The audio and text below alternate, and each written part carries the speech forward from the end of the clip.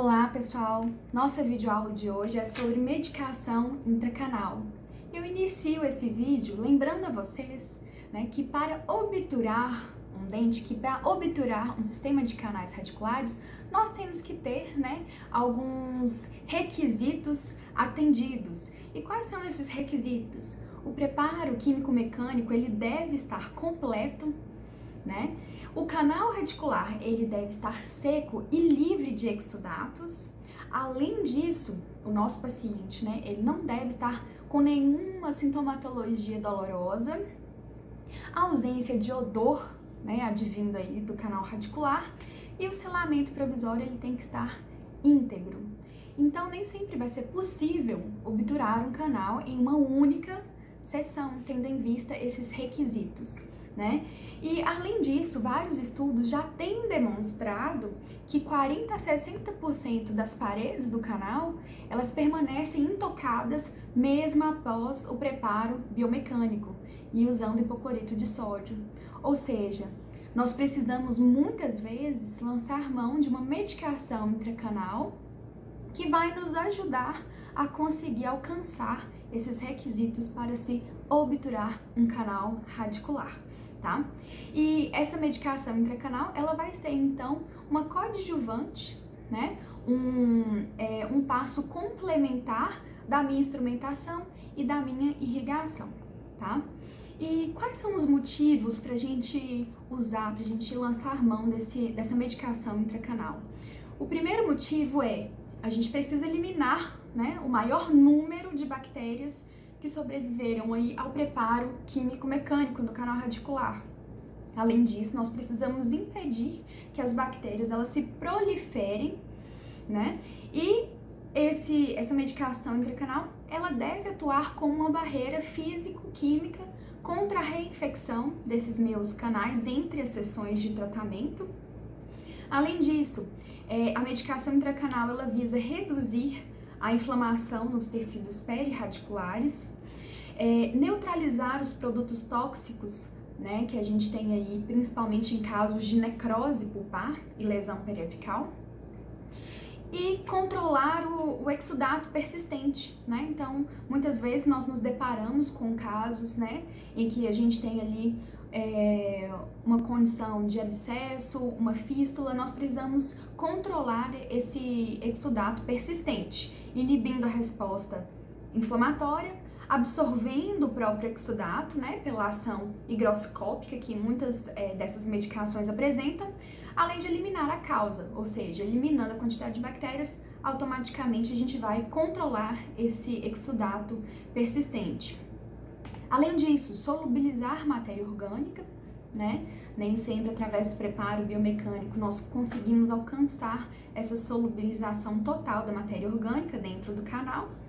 Controlar a reabsorção externa inflamatória, nos casos em que a mesma estiver presente, ou mesmo para preveni-la, e estimular a reparação, por tecido mineralizado. Então, esses são os objetivos, de se usar a medicação intracanal. E quais são as medicações intracanais que nós temos em mão, que nós temos a possibilidade de usar? Nós temos várias medicações intracanais, dentre elas, o paramonoclorofenol, fomocresol ou tricresol, alguns antibióticos e combinações, bem como hidróxido de cálcio, a clorexidina e o próprio hipoclorito de sódio também pode ser usado, como medicação intracanal. Agora eu vou falar especificamente das medicações que a gente vai usar, que a gente vai estar usando na clínica de endodontia do NASP, É o que nós preconizamos em consenso, com a literatura e também de acordo com a filosofia dos professores envolvidos nas disciplinas de endodontia da Unifip-MOC e do NASP. Então, vamos lá. O paramonoclorofenol, Então, é um composto comumente empregado na endodontia, É um clássico da endodontia. Ele apresenta um efeito antimicrobiano, mesmo em baixas concentrações, e ele está disponível normalmente em soluções canforadas, Por isso que a gente chama de paramonoclorofenol canforado, Então ele tem um cheirinho bem característico, eu particularmente gosto muito do cheiro do paramono, tá? E a forma de inserção intracanal, a gente usa, né, através de uma bolinha de algodão, né? A gente passa ali próximo do paramonoclorofenol, é bem pouquinho mesmo, é um cheirinho do paramono, e leva essa bolinha de algodão estéreo, né, no interior da câmara pulpar, vedando ali a entrada dos canais, tá? Então é uma maneira muito simples de usar. O paramonoclorofenol, ele vai ter um efeito aí, né, de 48 horas dentro do canal radicular, ou seja, é um efeito que a gente considera, né, de curta duração.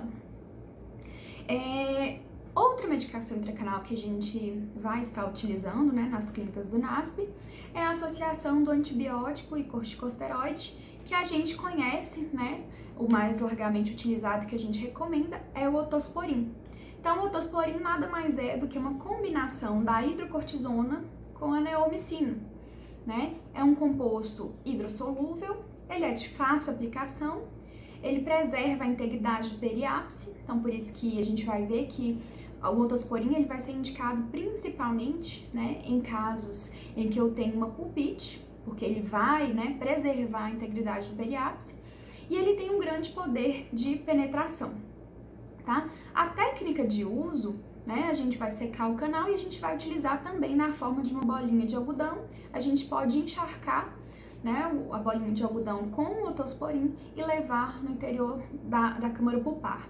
Além disso, eu posso usar também, né, uma lima de fino calibre, para levar, para percorrer todo o comprimento de trabalho com o otosporin, tá?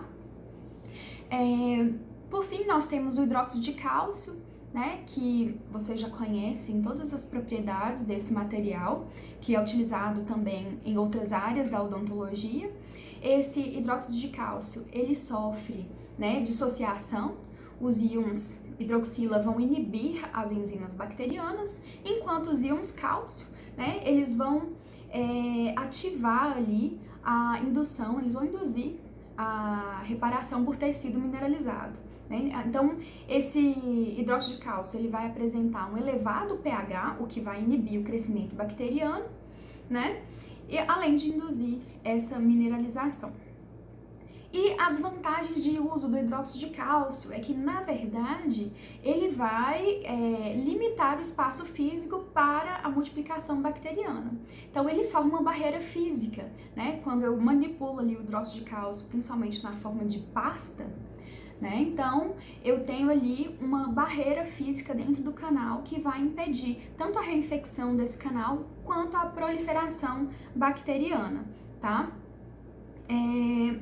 Além disso, gente, né, ele tem por ter um elevado pH, ele vai ter essa ação bacteriana inerente. E existem vários veículos para a utilização do hidróxido de cálcio, né?